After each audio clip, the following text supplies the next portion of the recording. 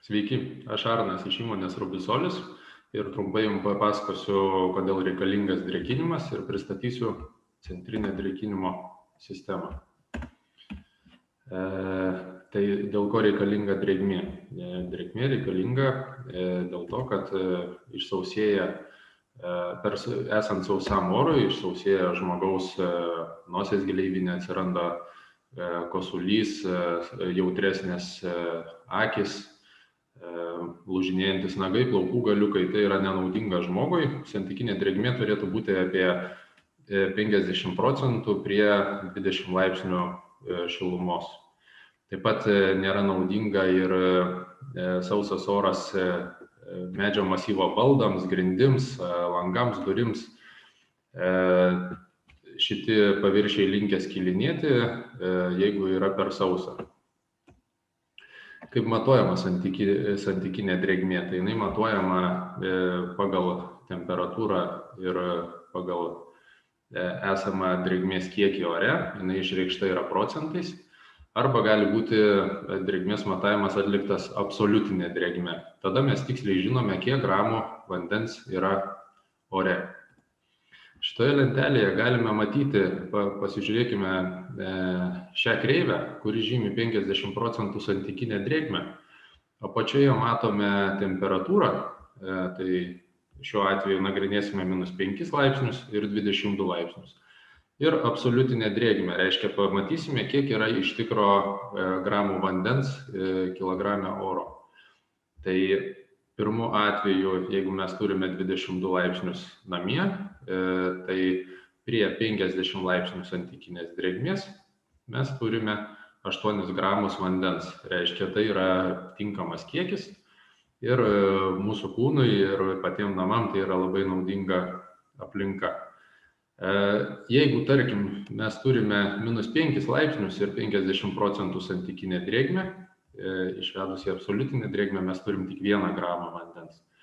Reiškia, žmonės dažnai daro klaidą, jeigu atidaro langą ir tikisi žiemą, kad įeis drėgno oro. Tai kaip ir matote grafike, prie -5, prie -10 laipsnių, kad ir rodo santykinė drėgmė 90%, bet ta drėgmė yra ženkliai mažesnė, nes joje yra mažiau gramų vandens. Ką mes siūlome, kokią sistemą? Reiškia, jeigu yra namuose rekuperatorius, po rekuperatoriaus mes siūlome sumontuoti centrinį drėkintuvą, kuris paduoda drėgną orą, paskirsto į patalpas ir taip visose patalpose tolygiai tampa drėgniau. Trumpai pavaizduotas rekuperatorius. Iš rekuperatoriaus oras paduodamas į patalpą, yra šildytuvas, jisai įeinantį orą pašildo ir pašildytas oras gali būti prisotinamas drėgmės, dėl drėkintuvo savybių jisai atvėsta ir po to į patalpą jau paduodamas apie 20 laipsnių ir apie 60% drėgmės, kad visose kambariuose pasiektume tikslą. Iš ko susideda šis drėkintuvas? Susideda iš filtro. Filtras yra pagamintas iš popieriaus, jisai yra ugniai atsparus, įrengtas jo rėmas. Pats drėkintuvas pagamintas iš nerūdijančio plieno, tikrai atsparus, naudojamas, turi higienos sertifikatą, atsparus mikrobams, todėl gali būti naudojamas gyvenamose, komercinėse patalpose. Filtras pasižymi dideliu vandens įgeriamumu, reiškia, greitai galime pasiekti drėgmę. Pagrindiniai privalumai jo tokie yra.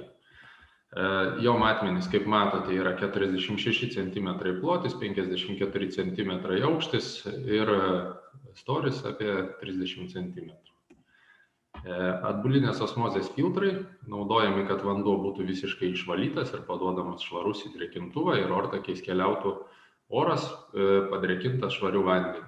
Tai šis atbulinės osmozės įrenginys paruošia vandenį, jį patalpina į išsiplėtimo baką ir iš jo paduodamas į drėkintuvą. Matmenis galite matyti čia, kiek užima šitas daiktas.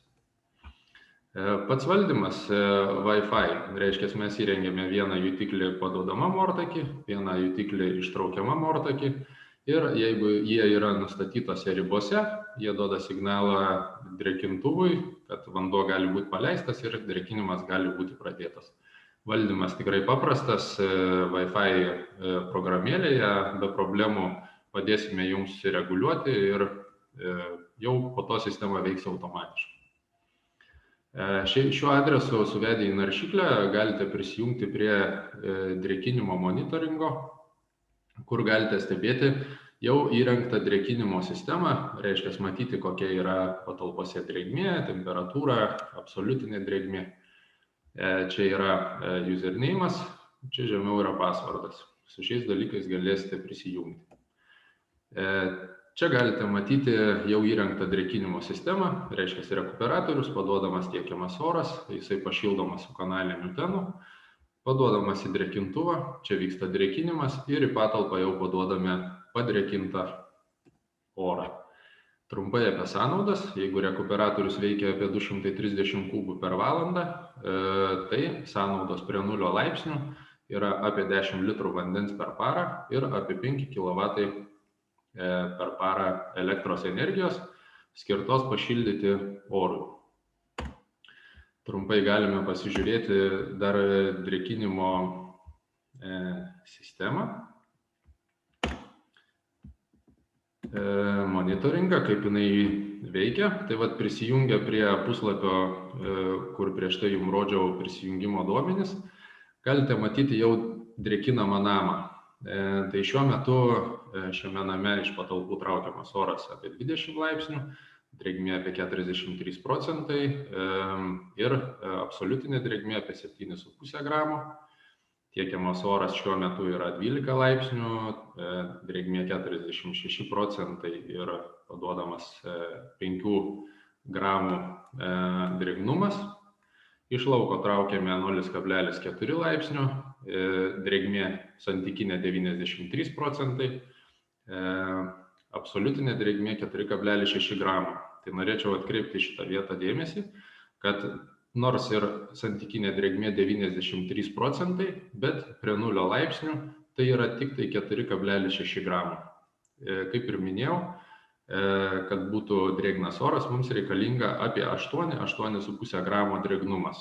Jeigu nėra drėkinimo sistemos, mes į patalpas paduodam 4,6 gramų. Reiškia, mums to yra per mažai ir drėgmės pasiekti tinkamos neįmanoma.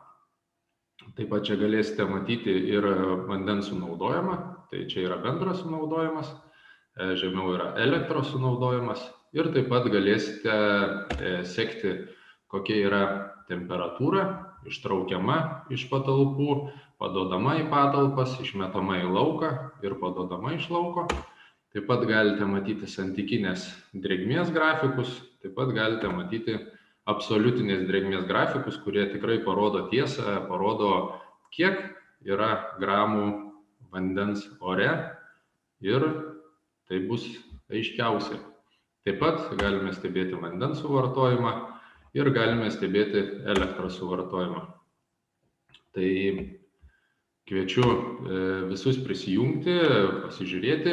Jeigu susidomėsite, skambinkite, klauskite, tikrai kiekvienam padėsim, kiekvienam pasiūlysim ir tikimės, kad išgelbėsim jūs nuo sauso oro. Sėkmės.